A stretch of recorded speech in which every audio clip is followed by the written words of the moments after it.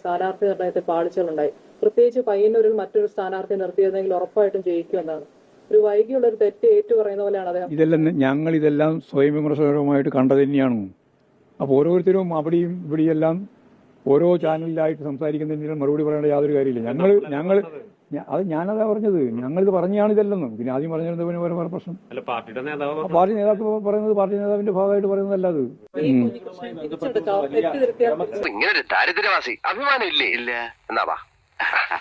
തെറ്റ് തിരുത്തിയാൽ ഈ ഭൂമുഖത്ത് ആരെയും തിരിച്ചെടുക്കുമല്ലോ. അതിനെന്താ സംശയമുള്ളത്? പാർട്ടിയെ വഞ്ചിച്ചു, വർഗവഞ്ചനയാണ്, ചതിയാണ്.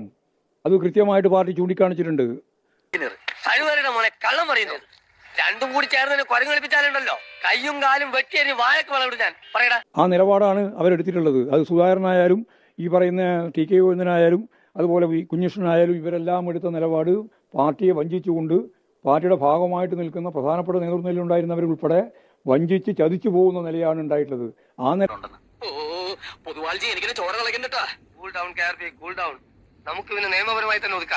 നിലപാട് അതിശക്തിയായ രീതിയിൽ വിമർശിക്കപ്പെട്ടിട്ടുണ്ട്. ഇനിയും ആ വിമർശനം ശക്തിയായി തുടരും. ആ ശക്തിയായി തുടരുന്ന ഒപ്പം തന്നെ സ്വാഭാവികമായിട്ടും ഒരു പൊതു നിയമം, എല്ലാവർക്കും ബാധകമായിട്ടുള്ള, ലോകത്തെ എല്ലാവർക്കും ബാധകമായിട്ടൊരു നിയമം തിരുത്തിയാൽ എല്ലാവർക്കും കമ്മ്യൂണിസ്റ്റ് പാർട്ടിയായിട്ട് ബന്ധപ്പെട്ടിരിക്കുക. അതെ, അവനെ തന്നെ നല്ല മതിപ്പേട്ടാ. അവനൊരു പ്രതിഭാസം തന്നെ. ഇനിയെങ്കിലും നിങ്ങൾ മനസ്സിലാക്കി. തിരുത്തി MV ഗോവിന്ദൻ വന്നു. വർഗവഞ്ചേര എപ്പോഴും വർഗവഞ്ചേരാണ്. യഥാർത്ഥത്തിൽ തിരുത്തേണ്ടത് പാർട്ടി നേതാക്കളാണോ പാർട്ടിയാണോ?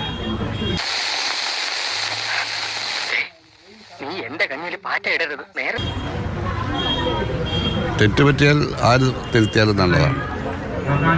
തിരുത്താത്തവർ ചരിത്രത്തിന്റെ ചവറ്റുകൂട്ടയിലായിരിക്കും. വ്യക്തിയായാലും പാർട്ടി ആയാലും ഭാരവാഹിയായാലും.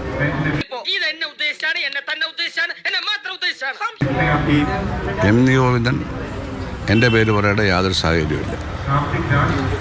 പാർട്ടിയിലേക്ക് തിരികെ എടുക്കണം എന്ന് MV പറഞ്ഞത് വേറെ രണ്ടുപേരെ പറ്റിയാണ്. കുഞ്ഞിക്കണ്ണനെയും പിന്നെ ഗോവിന്ദനെ പറ്റി. എന്നെ പറ്റിയൊന്നും പറഞ്ഞിട്ടില്ല. ആര് പറയുന്നു? ഞാൻ കേട്ടിട്ടില്ലല്ലോ. അസൂയ കൊണ്ട് പലരും പറയാറില്ല, അതുകൊണ്ട് ഞാൻ സ്വയം പറയുന്നു. അപ്പോൾ എൻ്റെ പേര് പറയേണ്ട യാതൊരു കാര്യവും ഗോവിന്ദനില്ല. ഇപ്പോൾ ഗോവിന്ദൻ്റെ എന്താ പറയുന്ന രാഷ്ട്രീയമായിട്ടുള്ള വകതിരിവുകേടാണ്. ഞാൻ അയാളെ ഒന്നും പറഞ്ഞില്ല. അപ്പോൾ ഇങ്ങനെ പറയുന്ന ഗോവിന്ദൻ വർഗവഞ്ചകൻ എന്ന് പറഞ്ഞാൽ എന്താണെന്ന് ഗോവിന്ദൻ അറിയില്ല. വർഗം എന്താണെന്ന് ഗോവിന്ദൻ അറിയില്ല. ഞാനിതൊക്കെ വിശദീകരിച്ചു. ഞാൻ യോഗങ്ങളൊക്കെ പറയുന്നുണ്ടല്ലോ, എന്താണ് വർഗം, എന്താണ് വർഗവഞ്ചകൻ. ഗോവിന്ദനൊന്നും അറിയില്ല. താത്വികമായ ഒരു അവലോകനമാണ് ഞാൻ ഉദ്ദേശിക്കുന്നത്. ഒന്ന്, വിഘടനവാദികളും പ്രതിക്രിയാവാദികളും പ്രഥമദൃഷ്ട്യാ അകൽച്ചയിലായിരുന്നെങ്കിലും അവർക്കിടയിലുള്ള അന്തർധാര സജീവമായിരുന്നു എന്ന് വേണം കരുതാൻ. ഒന്ന്, ബൂർഷ്വാസികളും തക്കം പാർത്തിരിക്കുകയായിരുന്നു.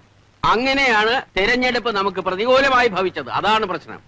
സൈദ്ധാന്തികനാണ് നിങ്ങൾ പത്രക്കാർ കൊടുത്ത യാതൊരു അടിസ്ഥാനമില്ലാത്ത ഒരു ലേബൽ കൊടുക്കുക. ഒരു സൈദ്ധാന്തികനും അറിയത്തില്ലല്ലോ, അല്ലെ ഇത് പറയില്ലല്ലോ. അപ്പോൾ അദ്ദേഹം ആ സ്ഥാനത്തിരിക്കാൻ യോഗ്യനല്ല. ഒന്നിൽ ഒഴിയണം, അല്ലെ പാർട്ടി അയാളെ പുറത്താക്കണം. അതാണ് എൻ്റെ അഭിപ്രായം.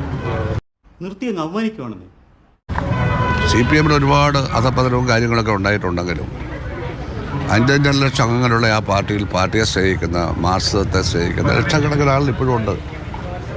നേതൃത്വത്തിൽ പലർക്കും പല പ്രശ്നം. അതിൽ ആ നേതൃത്വത്തിലിരുന്ന് ആ പാർട്ടിക്കെതിരായി, സ്വന്തം പാർട്ടിക്കെതിരായി പ്രവർത്തിക്കുന്ന ഒരാളാണ് ഗോവിന്ദൻ. അത് നശിക്കട്ടെ എന്നുള്ളതാണ്. അദ്ദേഹത്തിൻ്റെ ജില്ലയായ കണ്ണൂരിൽ 5 സീറ്റ് UDF ജയിച്ചിരിക്കുന്നു. അയാൾക്ക് യാതൊരു ഉളുപ്പുമില്ല, ഒരു വിഷമവുമില്ല. ചേട്ടാ, അപമാനിച്ചേ ഞാൻ പോയിക്കോട്ടെ. അപമാനത്തിന് തന്നെ അപമാനമാണ് നീ.